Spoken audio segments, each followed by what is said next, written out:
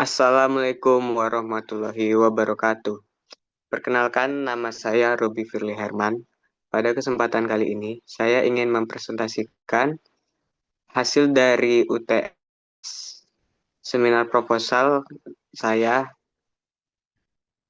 dengan pengaruh fintech terhadap stabilitas keuangan bank konvensional di Indonesia tahun 2019 sampai 2024 dengan variabel kontrol karakteristik bank dan faktor makroekonomi. Pertama, saya jelaskan tentang latar belakang. Fintech atau biasa dikenal dengan financial technology adalah inovasi keuangan berbasis teknologi yang mengubah industri keuangan. Eh, Contoh produk fintech itu ada crowdfunding, terus ada peer-to-peer, terus biasanya itu ada aplikasi keuangan digital.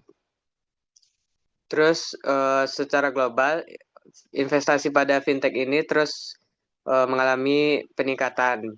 Pada tahun 2015 itu melonjak 75% dibanding pada tahun sebelumnya.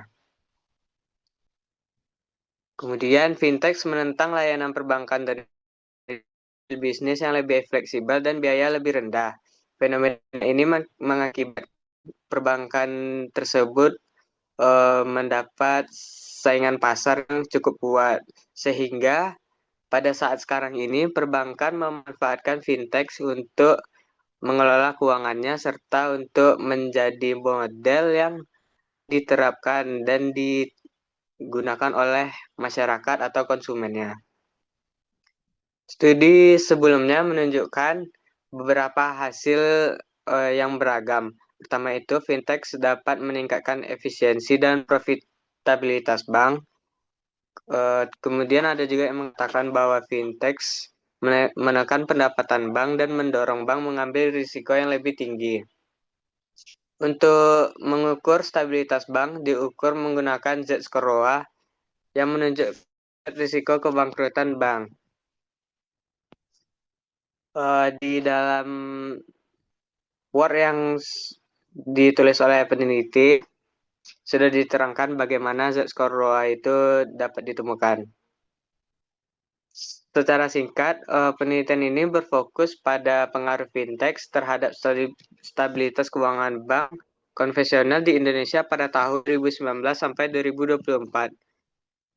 Peneliti menggunakan variabel kontrol berupa ukuran bank, usia bank, NPL, kemudian rasio ekuitas terhadap aset, pertumbuhan aset, diversifikasi pendapatan, ROA, konsentrasi perbankan, pertumbuhan PDB, dan skor corporate governance.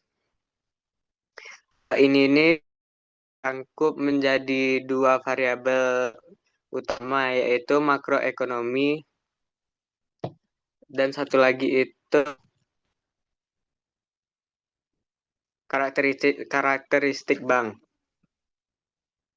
Tujuan dilakukan penelitian ini adalah pertama, mengetahui pengaruh fintech terhadap stabilitas keuangan bank konvensional di Indonesia. Kedua, peneliti ingin mengetahui karakteristik bank apakah dapat memoderasi hubungan antara fintech dan stabilitas keuangan bank konvensional di Indonesia. Kemudian, peneliti ingin mengetahui apakah makroekonomi memoderasi hubungan antara fintech dan stabilitas keuangan bank konvensional di Indonesia.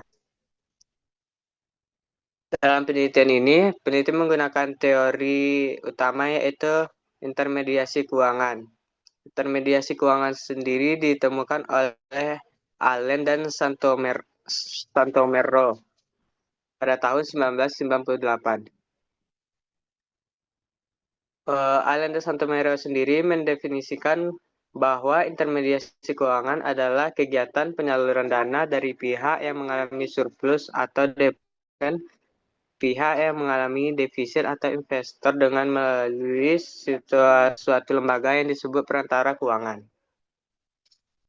Kemudian yang peneliti rasa dukung penelitian ini adalah teori inovasi disruptif.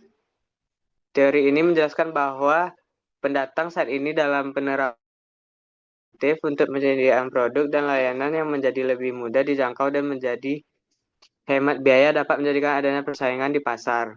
Dalam hal ini, fintech yang dapat memengaruhi pasar perbankan yang ada di Indonesia. Penelitian terdahulu. Pertama ada oleh LV Du dan Liu pada tahun 2022.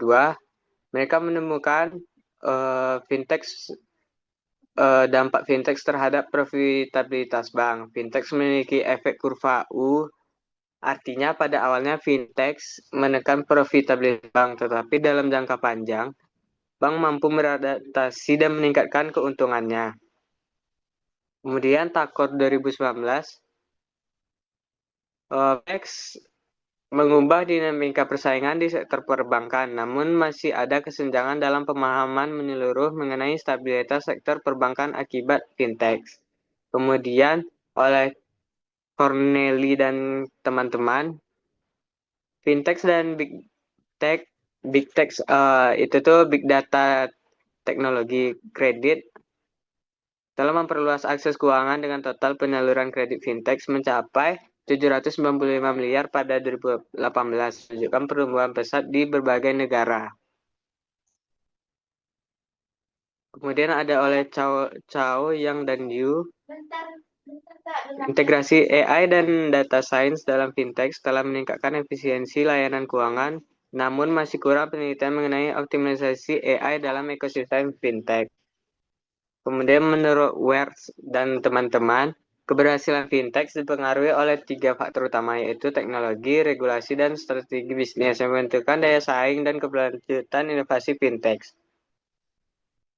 Berdasarkan keterangan sebelumnya, peneliti mengembangkan hipotesis yang pertama itu H1 fintech berpengaruh terhadap stabilitas keuangan bank konvensional di Indonesia. Kemudian karakteristik bank memoderasi pengaruh fintech terhadap stabilitas keuangan bank konvensional. H3 makroekonomi memoderasi hubungan antara fintech dan stabilitas keuangan bank.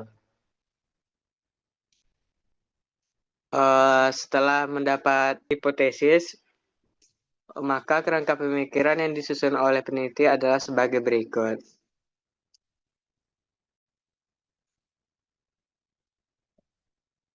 Sekian hasil presentasi dari saya, lebih dan kurang dimaafkan.